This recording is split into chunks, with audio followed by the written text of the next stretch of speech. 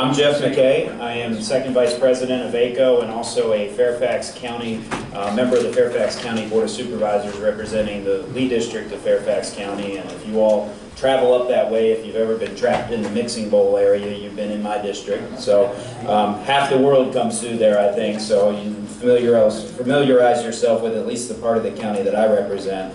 We're delighted to have you in this session, concurrent session today. We expect a good, lively conversation on tax issues at the state level. As you saw in the program, a lot of things going on right now with tax issues, and of course at VACO we've had in our legislative package for as long as I can remember equal taxing authority for counties that cities have, and so obviously we want to have a conversation about that and a number of other tax issues. And so we are delighted today to have two folks here with us from the General Assembly. Both are champions for county issues, and if you follow the legislature closely, you know that these two gentlemen are always there to help us out at the county level. They've served at the county level, and they are particularly influential in Richmond. And so I have some written bios. If you don't know them already, I'll read them. They're very brief, starting with Senator Hanger. Has represented the 24th Senate District since 1996. His district includes parts of Culpeper County, all of Madison County, parts of Rockingham County, and all of Augusta and Greene counties, including the cities of Stanton and Waynesboro. Senator Hanger is co-chair of the Senate Finance Committee, a budget conferee, and chair of the Health and Human Services Subcommittee of Senate Finance.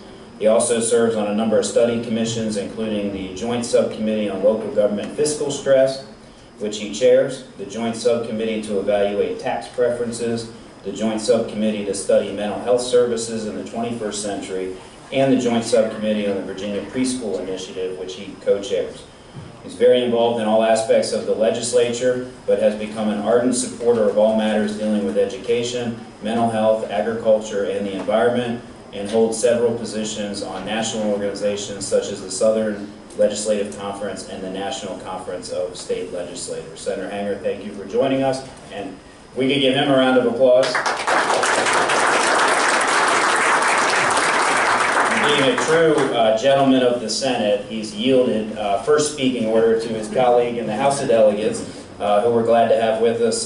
Delegate Ware is serving his 10th term in the Virginia House of Delegates from the 65th District. He serves on 4 major committees in the House of Delegates: Finance, of which he is chairman, Commerce and Labor, Agriculture, Chesapeake and Natural Resources, and Rules. He chairs the Joint Subcommittee to evaluate tax preferences and serves by appointment of the Speaker on the Coal and Energy, Unemployment, Small Business, Water, Health Insurance Reform, Jamestown, Yorktown, War of 1812 Bicentennial, and Civics Education Commissions. Delegate Ware served 2 terms on the Board of Supervisors of Powhatan County and has also served 1 year as the board's chairman. He is a former academic dean of Benedictine Preparatory School in Richmond. Previously, he was a teacher of history and government and the recipient of numerous civic and professional awards. He's been named Outstanding Virginia Teacher of the Constitution by the John Marshall Foundation. He also is a former award-winning editor of newspapers in both Virginia and New Hampshire. In 1994, he became the first public school teacher to serve on the State Board of Education. Join me in welcoming Delegate Ware.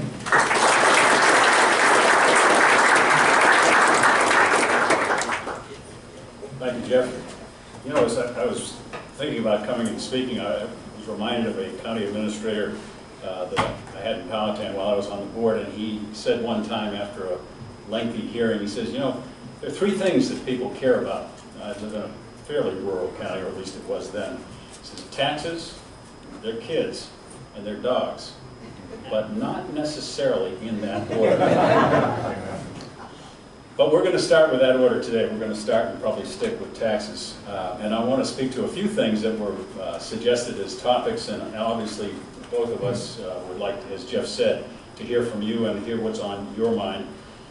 Let me offer a few observations. I'm going to start with the Federal Tax Reform Act and its potential effect in Virginia, some of the possible responses that there are on that score.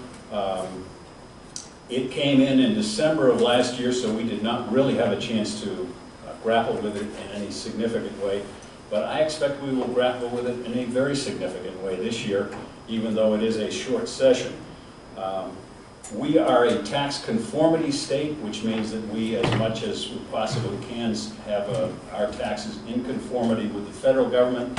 That eases preparation for tax preparers and for ordinary citizens who do their own taxes. Having been married to a CPA now for quite a number of years, I understand that very directly. It also makes things simpler for the Virginia Tax Department to oversee and to make sure that our taxes are being handled in a rational and appropriate way.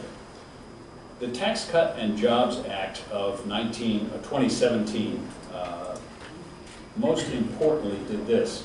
It increased the standard deduction, and by increasing it very substantially, it effectively wiped out quite a number of people who would ordinarily itemize, or at least eliminated that as a realistic possibility for a very large number of ordinary citizens.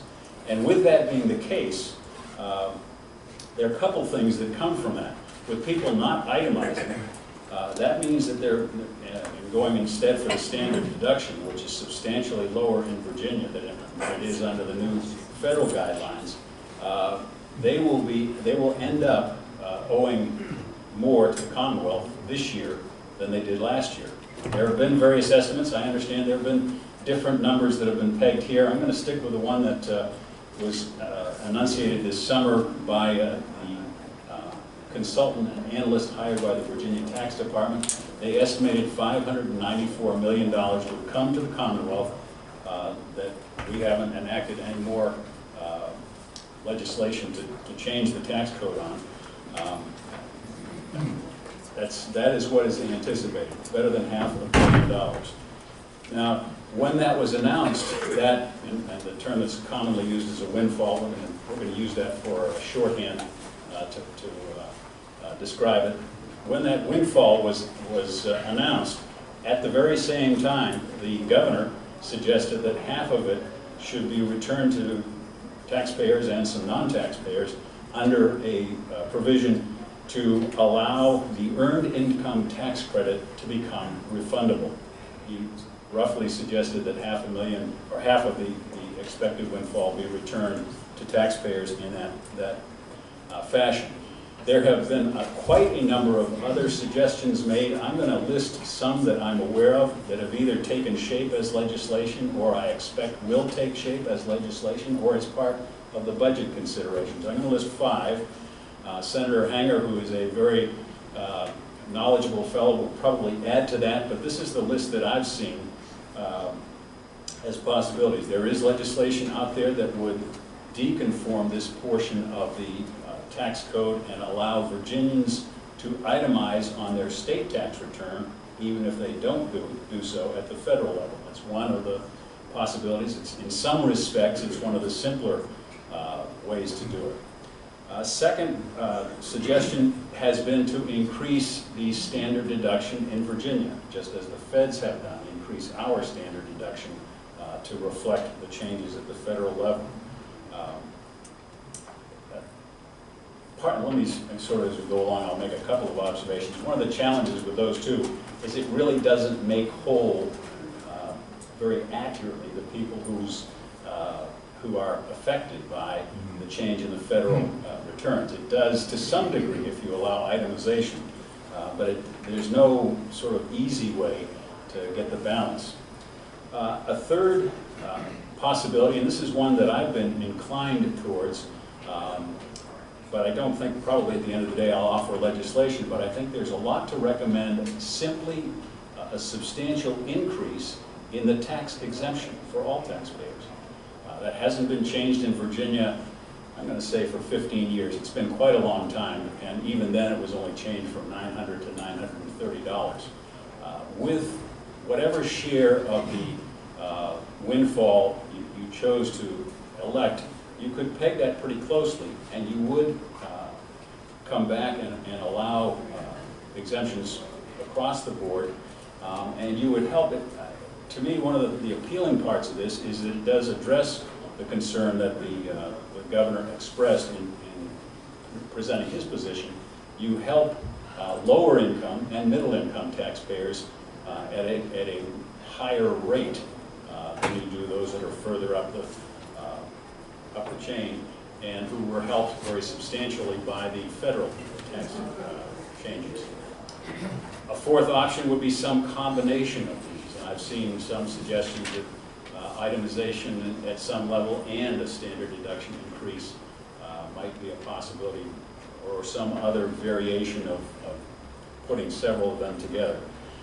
On the other side, there have been a number of people who've suggested, and I'm sure you've probably seen last week, that pre-Medicaid expansion, we saw a substantial increase in Medicaid expansion, having gone to managed care. And I know Senator Hanger can probably speak to that with greater specificity, but it's a multi-hundred-million-dollar increase in costs to the Commonwealth. And so there will be people who say, let's not return it at all, let's do more for education, let's do more for transportation, let's do more for Medicaid. Those are some of the things that I have heard suggested by other legislators. That's probably, as I look at the things that we will consider in tax policy this time, that's certainly going to be one of the highest profile, I suspect the highest profile among the issues that we will take up in Richmond beginning in January.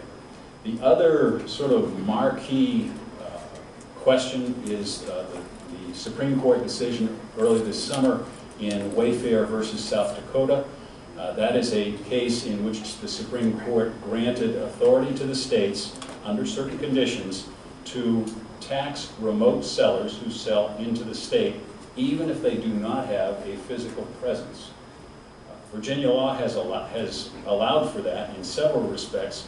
We have, as many of you know, a sales and use tax that asks people to voluntarily remit for each time they purchase something from LL Bean or Wayfair or Etsy or wherever it may be. My suspicion is that compliance with this part of the tax law is probably pretty de minimis. But this would allow us, and I think we would need to alter the tax code to enforce it in this circumstance. And there are certain provisions, and I think probably appropriate provisions, that came in the Supreme Court decision, that there must be, for example, 200 sales in a state to trigger that. So you're not getting some fellow who makes fishing lures in Missouri and sells, 25 in Virginia, whatever it may be. But get real retailers that are selling substantially into the Commonwealth or into other states. I'm told that half of our sister states, many of whom have much longer sessions than ours, have already begun to act in some fashion on the Wayfair decision. I fully expect that to take place. And I think this one may, in some respects, affect localities in a larger way than other taxation policy matters that we may take up this year. And for two reasons. The first is the local portion of the sales tax will be coming back to you, absent somebody speaking for it in some way. And there, of course, have people who have spoken for the revenue. One of Senator Hanger's colleagues has suggested that a chunk of it, if not all, go to school construction. I've suggested, and I still think it might be a good idea, and have a connection to do something to expand broadband, particularly in underserved areas. We're talking about remote selling. I think there's something of a nexus of those two. And I know from my localities, and not only the rural localities, but even I represent a portion of Chesterfield. There are sections there that are well underserved, even though it's a county with 330,000 people. So to me, that's one possibility as well. But you do have the local, under the current proposal to be remitted. And of course, the other advantage, maybe not as obvious, is it once again restores bricks and mortar retailers to a more level playing field. And I think it will enhance them, probably enhance economic activity in your localities, our localities, as a result of this restoration to a more level playing field. You've heard the stories, I'm sure, that I've heard from retailers that have somebody come in, he comes in and talks to them about something he wants to buy, and walks out the door without having bought it, and then goes down the road and purchases it online. think that may not be as much the case anymore if we go with this, go forward on that score. I'm going to kind of stop at that point. Those are two of the higher profile things. There are other things, no doubt, that we could talk about. I would offer a couple of observations about how much may occur this time, and they're sort of big picture items, but ones that will be familiar to you. This is, or actually 2019 will be, an election year. The prospects of getting large, sweeping changes in an election year, I think, speak for themselves. So I've had people suggest, and I think in some respects, given both Wayfair and the federal tax reform, from that vantage point, we certainly do have the opportunity for a substantial reform of taxes, whether given the almost even makeup of both chambers and a governor of the other party and an election year facing, I have my doubts that this is going to be the year for sweeping or widespread tax reform. I'll caveat that by saying I've been wrong before. But this may be. The other thing is it is a short session this year, so we're in there for 46 days as opposed to the typical 60. I have not heard suggestions that we go to a special session to expand and do a broader tax reform, which would be, of course, be an option. But thank you very much for the opportunity. I really appreciate the invitation to be back with you. I look forward to the give and take. It's always a pleasure for me to see a number of friends and to have this conversation with you who are so vitally connected to the citizens across the Commonwealth.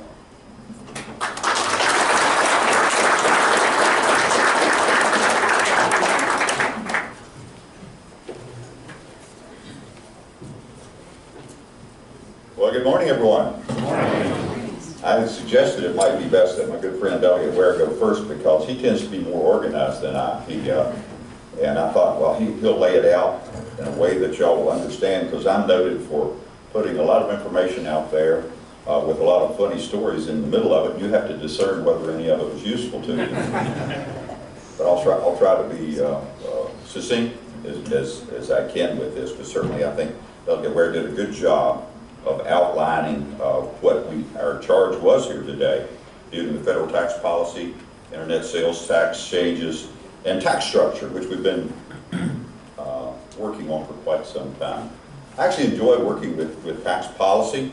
I've gotten in trouble over tax policy. As many of you, I co-chaired with former Delegate Bob McDonald a tax reform commission about 2003, 2004, in that area. When Governor Warner was there, and then when Delegate Don decided to run for Attorney General, he bailed out on me, and Delegate Parrish and I finished that work and basically made a presentation to Governor Warner, which he about to choke on at first, but actually, a lot was accomplished, and he got credit for the good things. Delegate Parrish and I got blamed for the bad things. So that's just the way it worked out. Well, so at any rate, one of the things that I intend to do, certainly as we enter into this new discussion of tax reform in the Commonwealth, is dust off some of the work that we did back during that period of time, because there were a number of initiatives that we basically started, put on the table, that we really didn't finish that work. So we'll try to just briefly go through some of the pressing issues of this moment. Federal tax policy. Federal tax policy obviously was very political as it was done at the federal level.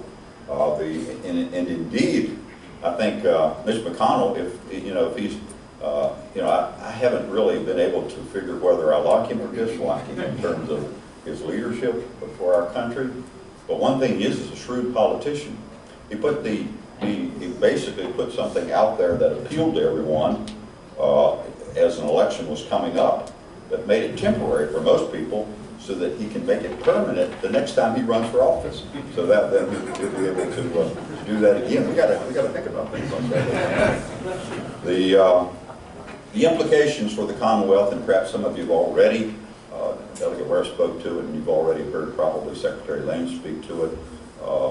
Some of it we really have to kind of sit back and analyze what the full implications for the Commonwealth and the appropriate way to deal with it, as opposed to rushing into it in an election year and having some of our decisions based on political convenience of the moment. And with that, I would suggest one figure that really sticks in my mind is that the federal tax policy, whether it was good policy or not, basically from the study that has been done indicated that Virginia taxpayers, individuals and businesses, will save $4 billion per year. Okay? All right, so that's significant. I view the federal, state, local partnership, if you will, as a true partnership, that we're all in this together in providing services and representing the same constituencies. And so we need to kind of work as a team if we're going to basically provide the services on the ground that our citizens need. So with that in mind, all right, these people that we represent and serve are saving $4 billion. It doesn't really bother me as much that they're actually made, if they choose to take the standard deduction and other items of federal tax policy, that on that tilt, they end up paying $500 million more, because collectively they saved $3.5 billion. Does that make sense to you all? I'm not saying that that will be fair to everyone, because it isn't. If you get into the details of it, everybody doesn't share the same way. But my point is further made by the fact that we've for some time heard the federal government through sequestration and other initiatives talk about devolution. So that with devolution, the local and state governments will have to pick up more of responsibility for paying for programs. So that's coming. I mean, we overtly not at the moment, but it is coming, because obviously, as we all recognize, having to balance our budget at the state and local level, that there will come a time, and probably sooner rather than later, where the federal government will not be able to issue money and then be able to borrow that money from the Chinese. Certainly not the Chinese. I think we're doing a good job of ticking them off right now. But you get my drift. There has to be financial accountability at the federal level as well, if we're going to continue to have a stable economy, and if we're going to continue to be perceived and in reality be the world leader and the leader for the free people of this world. That we're going to have to be. So we're going to have to come to grips with that. So my point being that we at the state and local level have to be responsible for providing those services. And I think a good case in point has to do with our dealings with CMS on Medicaid. I was a little disappointed that the information on the revised forecast for Medicaid was released on the same day that we were actually opening enrollment for the expansion population, November the 1st. Disappointed because they had nothing to do with each other. One was an extremely good thing. The other was something that, well, it's a forecast. And for many of us who were looking at the numbers and the numbers beneath the surface on the $450 million that was floated out there, recognize that was a 2-year figure. So you're already talking about $225 million per year, and a significant portion of that, beyond just the forecasting model itself, which was overly ambitious, I guess, as we moved long-term care into managed care. The previous administration, the College administration, basically booked savings that just were not ready. They were not there yet. As you move to managed care, it takes time for those managed care operators to recognize savings as they divert people from nursing homes into home care and all types of processes that can be used to save money. You couldn't do it the first year. So that kind of hit out there, and we recognize it. The other piece of it, though, has to do with the posture of CMS, and I think we're going to see that from a number of the federal agencies. They're trying to save money. So they're pushing back on us. So a big chunk of that money was them basically trying to back bill the Commonwealth for services that they are not wanting us to receive federal reimbursement on for long-term care in Piedmont and Catawba, 2 of our mental health facilities. So that's another piece of that. So my broad point there is we're going to be seeing a lot of that. We're going to, they may not call it devolution, but in terms of getting things done, if we want to get things done, the state, in concert with local government, is probably going to have to do a lot of it ourselves. and that will require more money at the state and local level if we're going to provide those services to our citizens.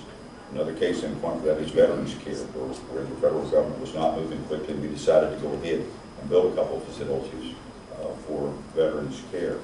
So, and a huge example of that, which has been talked in a number of sessions, and I was a part of one of those conversations yesterday, is on our infrastructure, interstate. We're all hopeful that there will be, particularly perhaps with the new dynamic in Congress, that there will be some reasonable funding mechanism for our interstates, as an example.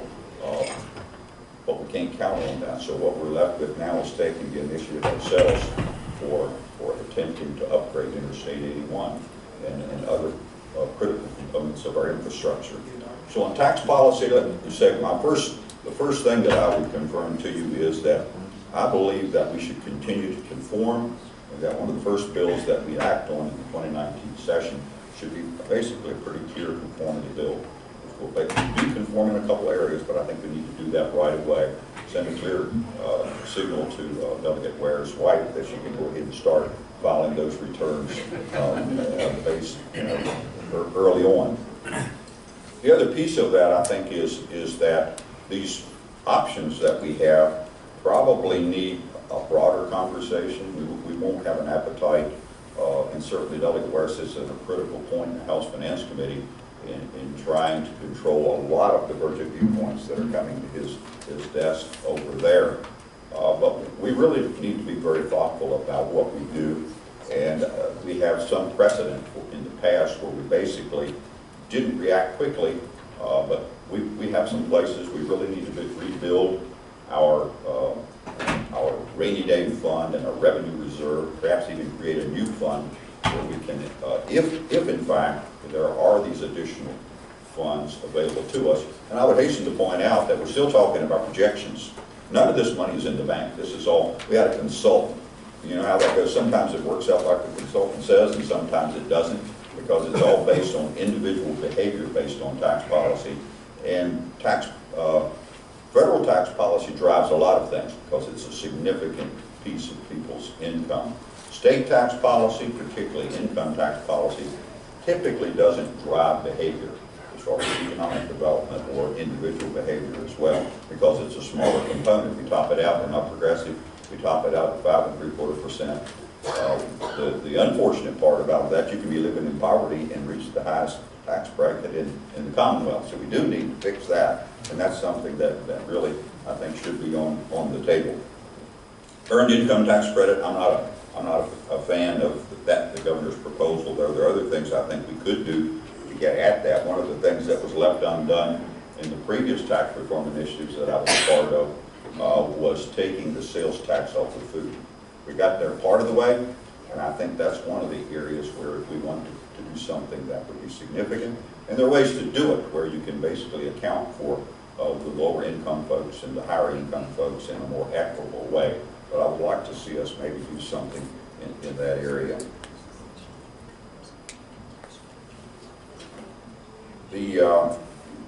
I think that's all. You only have specific questions on tax policy, but I think that's all I will say at this moment.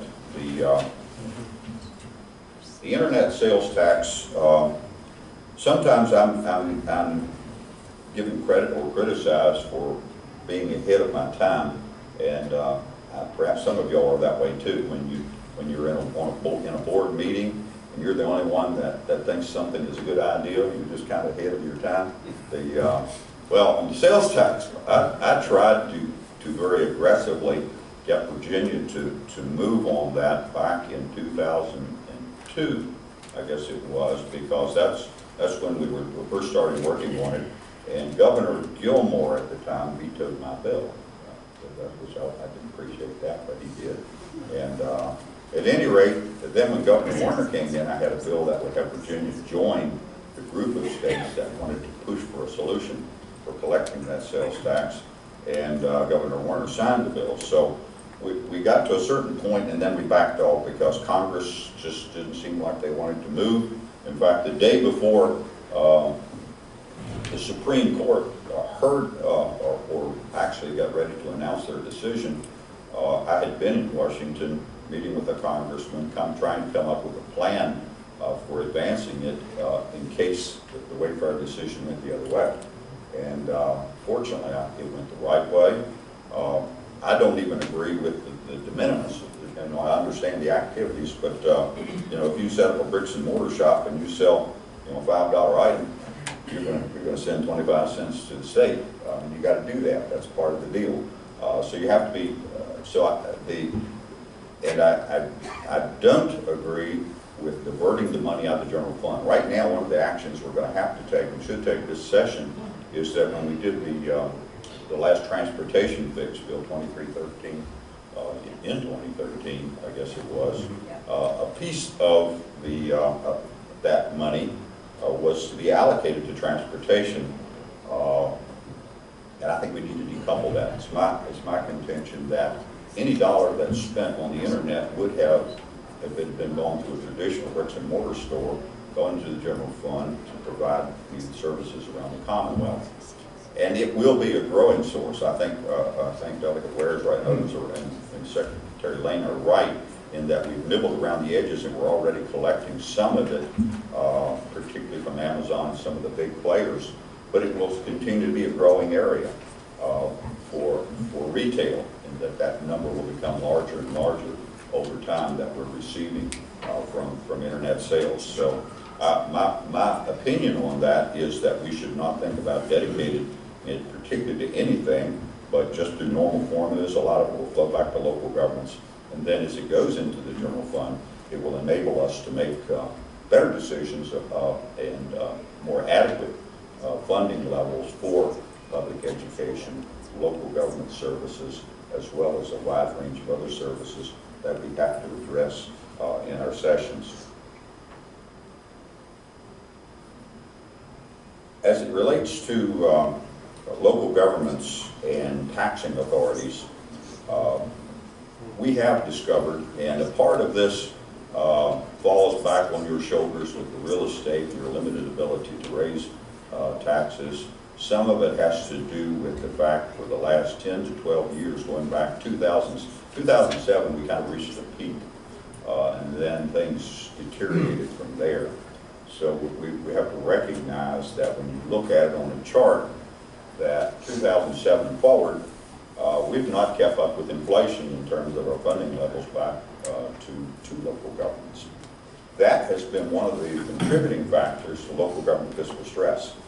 So this past year, well actually it's been more than that, a year and a half ago, we created a new commission which deals on looking at local government fiscal stress.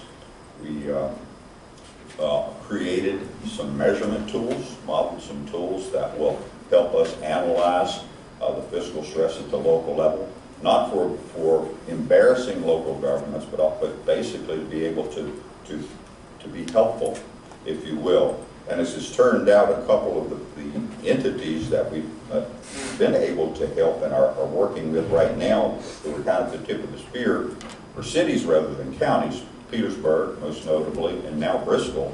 But it's a real issue, and there are counties as well, many localities that are fiscally stressed, and it's a good start for us to recognize that, to try to quantify that, and come up with methods for helping you deal with that. One of the areas that I have worked with VACO in the past on, and we've just not gotten there yet, we may not get there this year, as Delegate Ware pointed out, it's an election year, so we'll see how that fares, is equalizing taxing authorities for counties, so that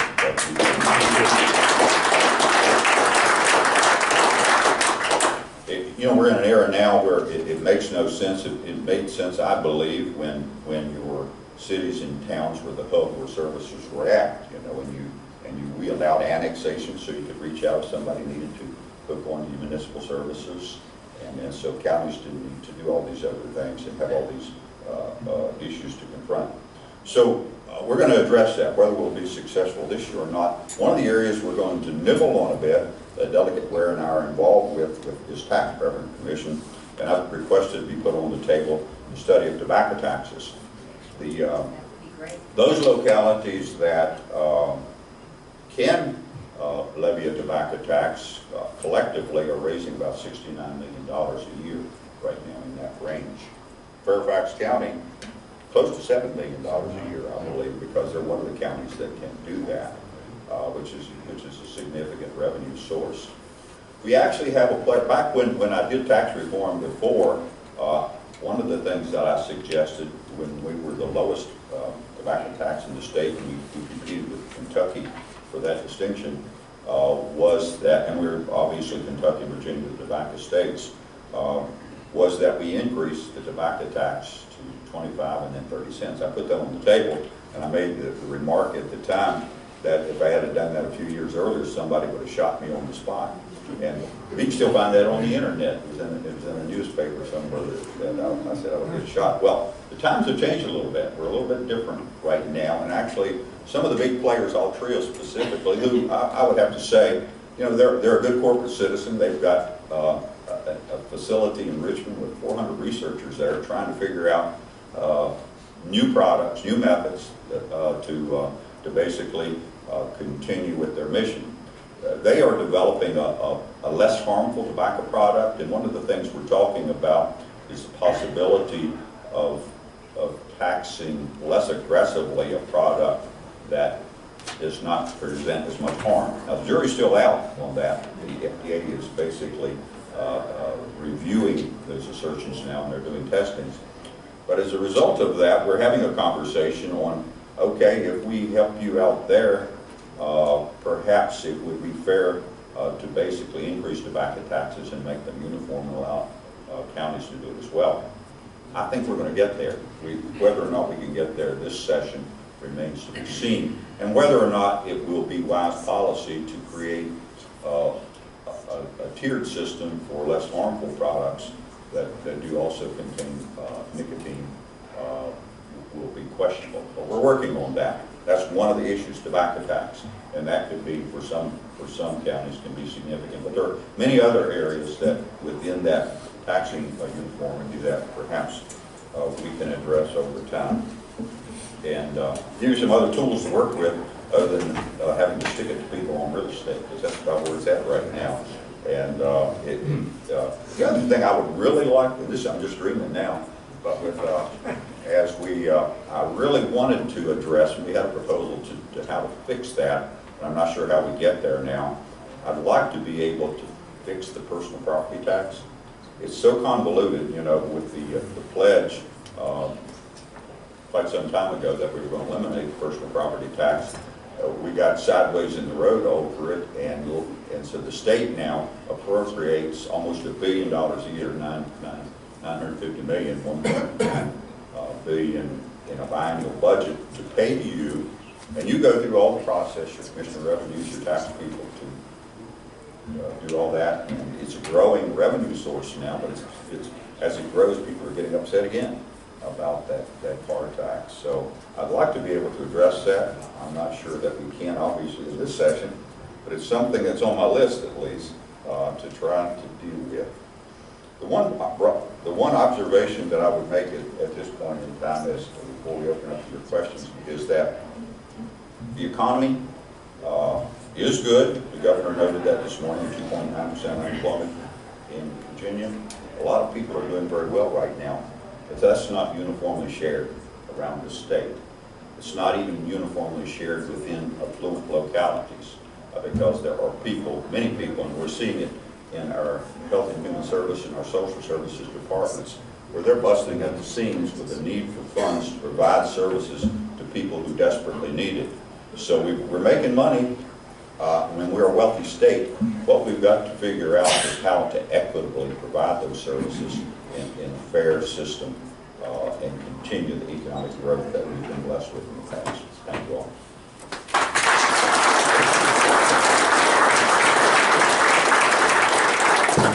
Thank you both for your comments. We certainly were glad to hear a number of those things, particularly with equal taxing authority. And before we turned over to questions, I do want to acknowledge two other elected officials from the state who are here. I see Senator Barbara Favola here, and also Delegate Bob Thomas in the back, who have also joined us today. So thank you for doing that. I guess I'm going to kick off the first question because we talked about equal taxing authority, and the county that I represent has 1.2 million people in it, but there's a city in Fairfax County called Fairfax City that has 24,000 people in it. And explaining to my constituents how that city of 24,000 has more taxing authority to be able to cover their expenses for their residents than our county of 1.2 million is a mission impossible, unless you really want to go back in history, and I think you kind of acknowledged how we got to that point. But moving forward, with devolution, as you mentioned, the federal income tax changes that in some counties that have high real estate taxes, that cap at $10,000 is another thing that concerns us, because there's increased pressure for us to reduce tax rates because of that. People aren't getting that full exemption anymore. The constitutional amendments, the one that was just passed on Tuesday, very noble causes to give real estate tax relief to veterans and first responders and other folks in our community, but ultimately that's an impact on revenue at the local level, because clearly once those things are approved by the voters, we all will put those in place in our counties without a doubt. And so these nibbling away at things and some of these challenges we have moving forward that you all have acknowledged, I think, cause all of us to want to hit the accelerator much, much faster when it comes to equal taxing authority. And so I guess my question is from us, from the standpoint of VACO, knowing that's been in our legislative package for forever, and knowing how difficult it is to get headway on that, what should we be doing now as an organization to help get that issue more to the front burner in the General Assembly?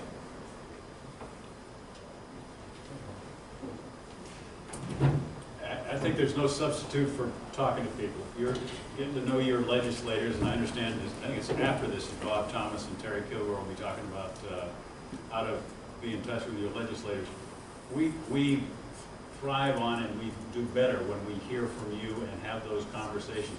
I'm very fortunate the 4 localities that I represent have all set up meetings ahead of time, and many of the individual members are continuously in contact with me, sometimes about things we're going to come to an agreement on, sometimes things that we don't at this point have an agreement on, but it is always informational, and it's an indispensable part of the give and take that you be in touch with us, because there are many things. And I know the last few times I've been here, I've taken away things from these meetings that I would not have heard had I not been here to be with you and say, hey, VDOT is now charging us for this. Well, it wasn't directly related to tax policy, but it's indirectly related. And so those things that you know and you experience that you bring to us are indispensable, and to the people that represent you that have that same connection. So I encourage you to do that. And it's obviously the sooner the better. We're both at the stage now where it's day after day, we're in meetings, we're getting together with people. So as early as you can in the fall even, or late summer, be in touch. Obviously, later is better than not, but sooner is also better. One of the reasons that I was a part of setting up the Joint Commission on Local Government Fiscal Stress was to try to get here on this particular issue.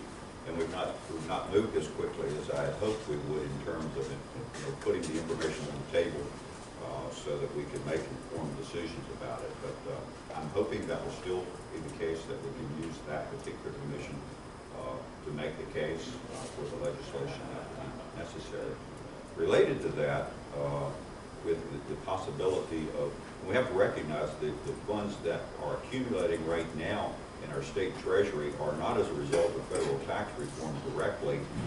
They're basically a result of us lowballing our estimates on how well the economy would be performing this year. So one of the things that I'm hoping we can accomplish short of that additional tax authority is revisiting some of the touchy subjects, like the composite index in this example. Many of you all would benefit if we were to address that. Some of you in Northern Virginia might not like for us to address that, but we've got ways of dealing with that, I think, through basically being maybe more generous with the peak funding, those types of things. But that is an area where I think we can perhaps do something sooner rather than later, particularly as it relates to market value versus land use valuation for the rural locale. Okay. Other questions? Yes, and Billy, and if you could just introduce yourself and where you're from. Billy? Bill Kiger from Rockingham County, and I brought up in the last session. I'd like to suggest this as a solution to the standardized deduction issue or problem that's facing Virginia. This is a great opportunity now for us to really come to the table and to have a real discussion about honest tax reform for the Commonwealth of Virginia at the state and local level. And I might suggest that what we do is we tell the taxpayers we're going to go to the table, we're going to come up with a new way of deciding who's responsible for what service provision. And in the meantime, we're going to set aside this federal gain that we're going to see from our state taxes. And in that process, then we'll decide how we're going to allocate with a new structure of responsibility of payment for services to the citizens. And we can then decide that, you know, if some of that money needs to be kept, kick off a new way that we deal with the way we pay for our fiscal responsibilities. We can use some of that, and then maybe there'll be some left that we can rebate back afterwards. But let's don't be in a hurry to throw the baby out with the bathwater. We have this new infusion of money, at least in this tax year coming. Let's use the next year or two as a real opportunity to have tax reform. Sit that money aside and not do anything with it. And then get to the tax reform issues, resolve then how we can best utilize that money and making that work. And then if there's anything left over, we can fight over the what's there and move forward. But it's a great opportunity for us now, I think, to revisit the tax structure. The federal government gave us an opportunity. Do we have the courage now to take advantage of it? That's my plea. Those are some good points. I certainly think we need to evaluate exactly what you said. I think you're exactly right. We're in a very unique position with both of these major tax policy changes at the national level. And I will say in 1986, the last large federal tax reform, that Virginia did a part of what you just suggested. It did set aside, in effect, in escrow, the unanticipated revenue.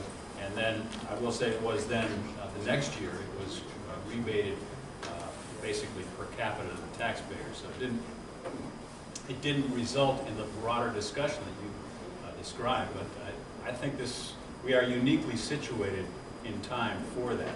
It's always challenging in a political environment to have that conversation. I'm sitting next to a fellow who has been doing it for a long time and has had as much success as any individual on that wider conversation. I think we would all benefit from that, and I would like to see that happen.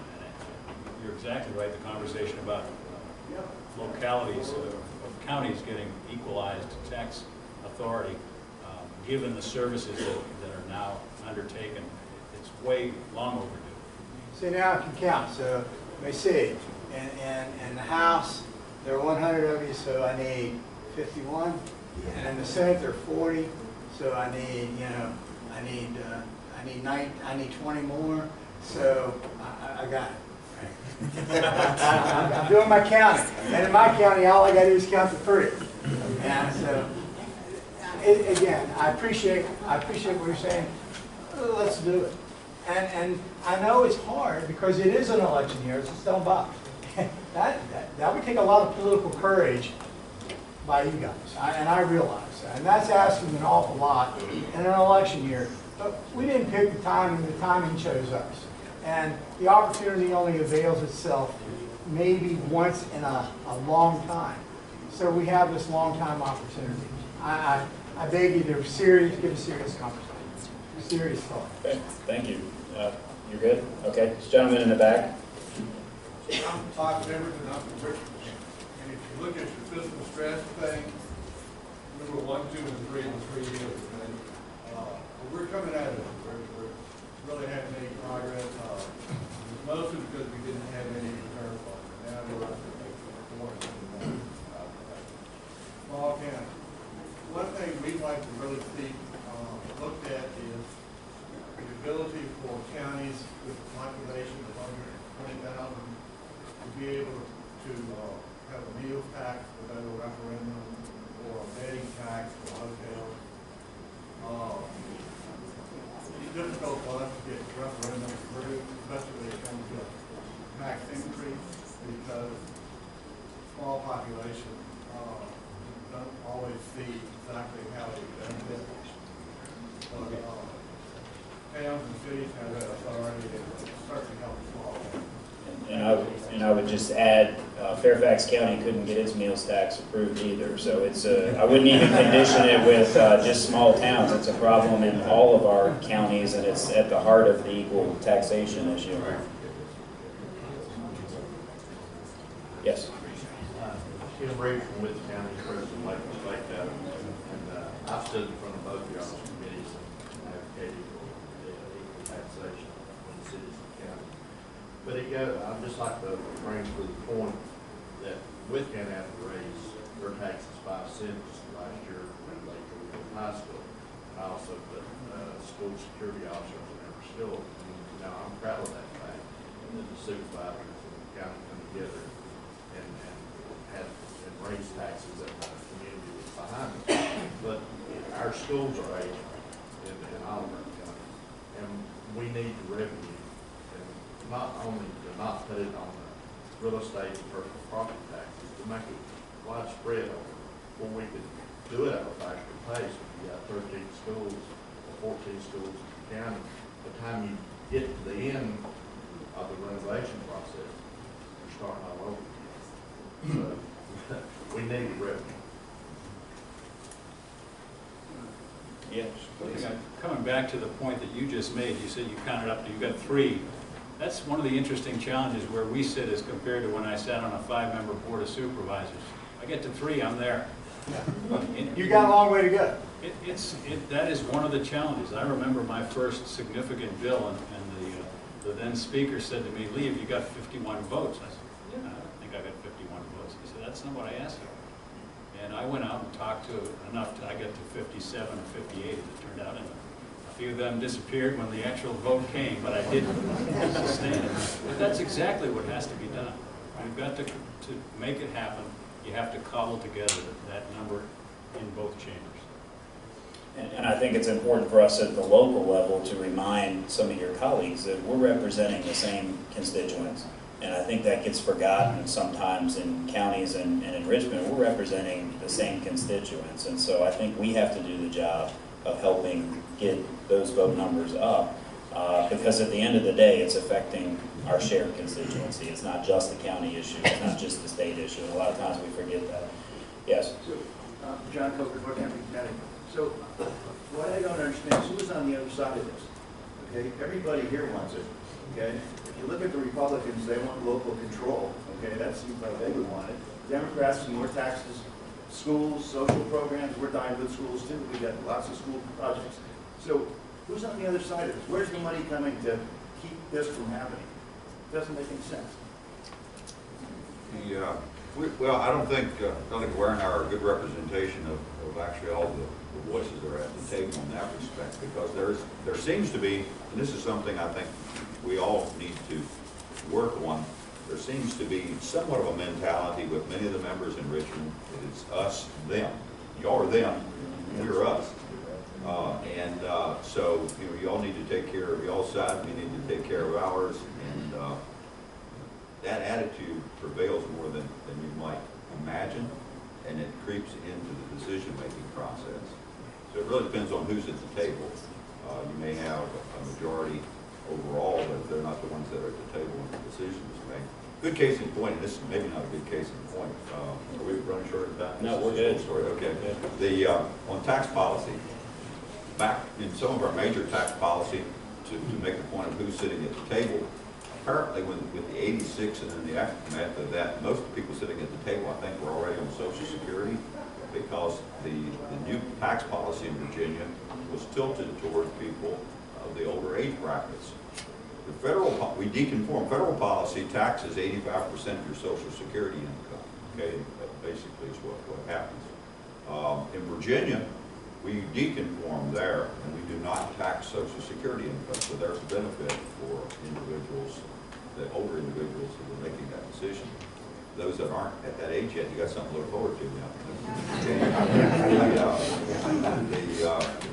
In addition, they added in an age credit deduction, which was very generous as well, another $12,000 exemption. And so that was generous. We ended up in the tax reform package that we did in the mid-2000s, 2004, I guess it was, we did implement means testing, the age tax credit, which I think was a good thing. But at any rate, my point is, depends on who's sitting at the table as far as what gets enacted and what their individual interests. So if I could follow up just for a moment on that, because last election there was quite a change in the legislature, kind of a historic shift. Do you think that shift gets us closer to success in this area? I mean, it's kind of an unfair question, but people ask all the time. I do not, and I think you're very much on point. And with this gentleman's question, who could be against it? I don't know that people are against it, but we had an influx. I'm going to say it's 20. Bob, how many were in your freshman class? 18.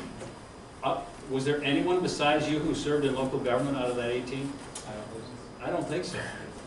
All of them come in without the seat of the pants understanding that you have and the historical background that Emmett put so clearly together. Simply informing them of the obligations that you have as counties now and the kind of things that you undertake, I think for many of these people would be part of their education going forward. You know, 18 people is almost 20%, is 18% of the House of Delegates, many of whom do not have much in the way of knowledge of how the two areas of government work and how what you have to face every day, and particularly in the springtime when the budget has to be adopted. Yes, sir. Senator Delegate Joe Guthrie, Class 10. Certainly do appreciate your words about tax equity. You've heard the audience respond to that. It's the most important thing that I think that we need as a tax change. The equality of counties with towns and cities. It's something that Pulaski County has been advocating for several years, and we're going to look forward to going back with our neighbors and partners in other counties and advocating for it again this year. So what you're saying is very encouraging. I also want to comment on something you mentioned about perhaps changing the LCI. And in doing so, you kind of bring up something that I know we're talking about tax and not funding, but I can't help but connect the two because 2/3 of our funding in Pulaski County goes to small K through 12. So it's absolutely vital that we look at that funding. Those of us in rural counties with declining school populations are faced with constantly a funding gap that we're trying to bring in. And again, it's why we need a new revenue streams, perhaps in tobacco tax and others. Because of that declining school population brings with it a decline in funding from the state level based on ADM. And where Delegate Rush, amongst others, supported some legislation not long ago that allow for some sort of adjustments to that to make it less harsh. I think it's something I'd really like to see as we look at a reform package and tax reform, and also look at some sort of the funding mechanisms for our K-12 and the inequity that it's putting rural communities in. I don't know that I have an answer to it, but I was just thinking about it, Senator Hank, since you made that remark about LCI, that a bigger problem for us than LCI, and certainly some reform of that is necessary, is the AD1 funding. You know, we created an infrastructure for our school based on what our county school population was 10 years ago, not what it is this year. And as it declines, we still have the infrastructure and the need to fund all of the things that we had for a higher population than we do now. But we're getting socked every year by having a smaller population and smaller funding from the state. A solution that I'm just working through my head now that I'd like to suggest would be perhaps re-index that instead of every year a change in ADM that we look at maybe what a 5-year, 10-year average was for that school system. So that with that amount of infrastructure that was built, or that number of teachers, or that number of buses, you know, instead of changing every year to reflect that complete change in declining school numbers, that it's adjusted, you know, over what a 10-year average of that was to reflect that infrastructure. And that might work at the growing county levels as well, where, you know, they've got a growing population and are more able to handle some of that. So just want to throw that out as an idea. But certainly some changes in how that ADM works, because that's really something to us at the local level. Thank you. Okay. Delegate Thomas? I don't want to take up question time, but so the equal taxation is not only a revenue question, it's also an expenditure question.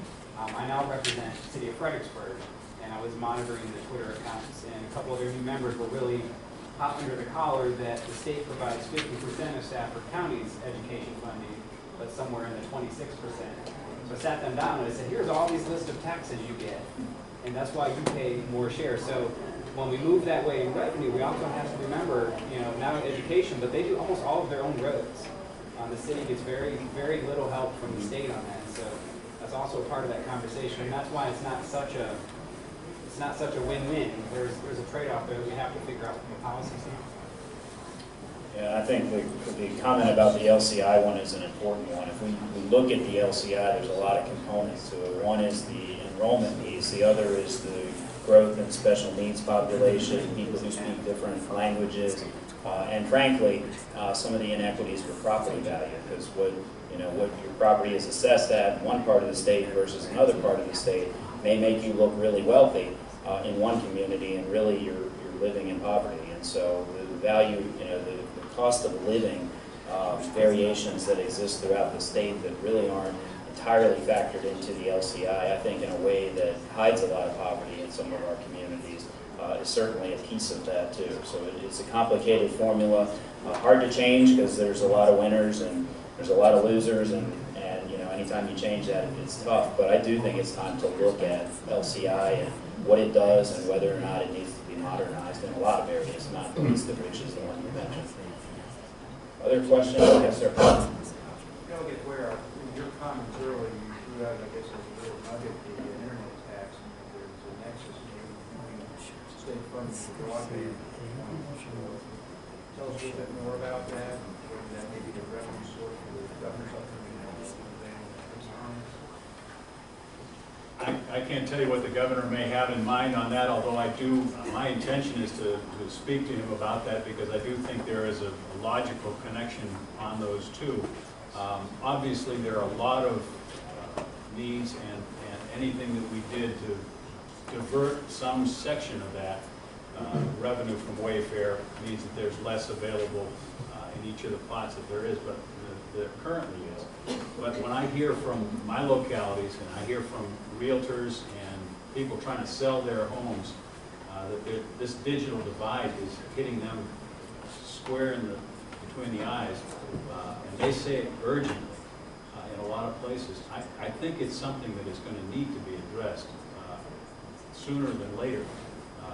Kids doing their homework, people working from home, some places where they don't even really have a decent emergency services connection because the old copper wire has not been maintained.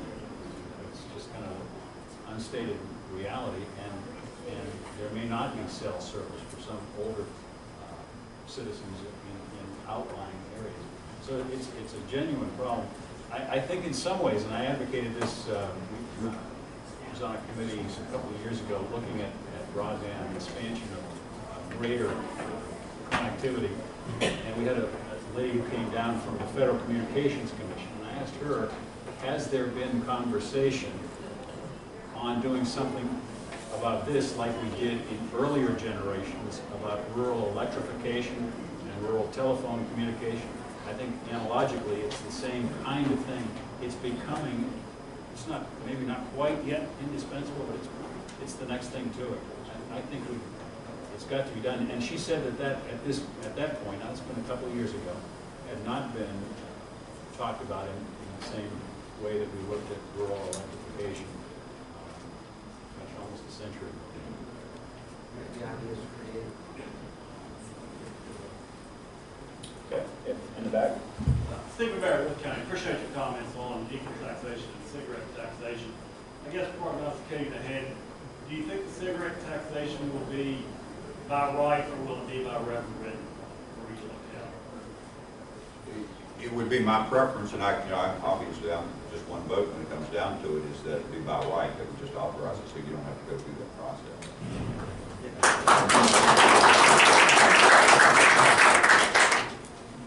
Okay, other questions? Yes, sir. Frank Norris, Gloucester County.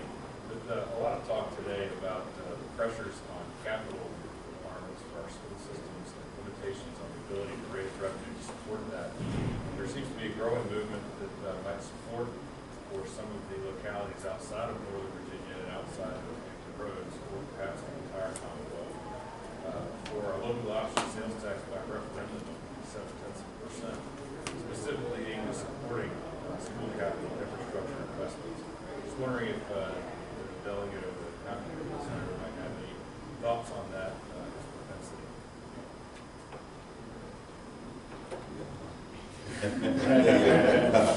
There's a long, long trail to getting there. I think that would be an uphill slog right now. You really are going to have to make the case, and you're going to have to win some people over. That's a substantial ask, and I don't for a minute say that if there's not a need and a significant need, but to achieve that would be a significant achievement. And my personal opinion on that is that I like keeping things simple. In Virginia, the sales tax structure is relatively simple now, and that was one of the things that we worked on with other states nationally as we tried to get Congress to agree to internet sales taxation, that it be a simple thing rather than individual differing rates around in the individual state. So if we were to move in that direction with a dedicated source, I would think it should be done at the state level broadly. We felt the need for another penny. We're at 5.3% right now, and relative to other states, that's still fairly modest. If I may, just a quick follow-up. The localities in Hampton Roads and in Northern Virginia, I believe, use that 7% for needs specific to those jurisdictions relative to transportation, that they don't perhaps have some of the same pressures with respect to rural communities and their needs around some of the as well. And I know that Senator Wagner has been going around the state touring schools looking at infrastructure. I know you mentioned that earlier in your comments, and I had a chance to visit with some of them in Fairfax. And I'm sorry, Senator Stanley. And I had an opportunity to meet with them when they came up to Fairfax. And you know, one thing that was amazing is the school infrastructure challenges were cited repeatedly as all over the state. In fact, Senator Favolos has been on that group and been all across the state, and those challenges are everywhere. And it was pretty stunning, some of the pictures that they had about the conditions. Some of these schools from all over Virginia, different pressures, but the same result with its failing infrastructure, failing to keep pace with growth. Other questions? Yes, sir. Stanley Brandon, Fairfax County Board of Supervisors. I just wanted to piggyback off of the gentleman's comment here and listening to you all's response. It's understood always that there are challenges, and we do know we have a long ways to go. But speaking for rural Virginia, we've been waiting a long time. From a school aspect and standpoint, I understand even in Richmond, we have schools we have a school that was built back in 1928. So certainly, we definitely have the needs, as well as along with the schools and the needs in the rural communities. I'd like to, put a shot in for broadband. Part of the problem with the rural communities, as you all are aware, is that we have no potential to grow. Infrastructure as far as industry, and also our students are at a disadvantage with the lack of broadband. So we continue to wait, but we stand before you today asking for urgency as soon as possible, because it is definitely needed in rural Virginia. I think we have time for one more. Is that good? One more question. Make it a really good one. Yes, yes, sir. Glenn Barber, Mecklenburg County. We're one of those tobacco growing regions, by the way, so we might take exception to the fact that. The Virginia side of CPA's issued an extensive white paper on the tax reform. I'm just curious if you all had an opportunity to review that, what your thoughts were on it? Yes.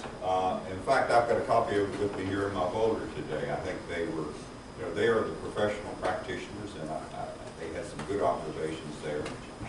They obviously support a bill moving through quickly for conformity right away early in the session. They would like to see us, because of the confusion as a result of the federal changes and the state's reaction to that, they'd like to see us abate penalties if people act in good faith and don't have enough information to file their return in a timely manner, that we abate penalties, which I think is probably a good suggestion. They would like to see us take a careful look-and-see approach to what should be done as opposed to rushing judgment. And with that in mind, I think they're an advocate for us, basically, as was done partially in 1986, letting the money accumulate in a special fund that might inure to us when we're more certain of actually how much it is, react to that. But I will say, the society took the opportunity to come. I had two representatives come see me soon after that white paper, and they brought it with them, and they talked about it, and they advocated just along the lines that Emmett said. And I think it's maybe beating a horse here, but that's how it happens. People come and seek us out and say, this is how we see it. These are the things that we deal with, we grapple with. This is what this legislation would mean if it is passed or not passed. So I think the kind of urgency of the things that some of you have brought to us, bring that to your representatives. Yeah, and I think that's a great way to close. We may have talked about this for about an hour here today, but it's going to be really important for us to continue that conversation with our delegation members. We have two gentlemen here who have been friends of counties, but when we go back to our own counties, reaching out to our delegates and senators on these important issues is absolutely critical and fundamental. And I do think we have an opening with the federal tax issue to be having a broader conversation about this. Let's not as counties miss that opportunity to turn up that pressure a little bit at the state level. But join me in thanking our two speakers there.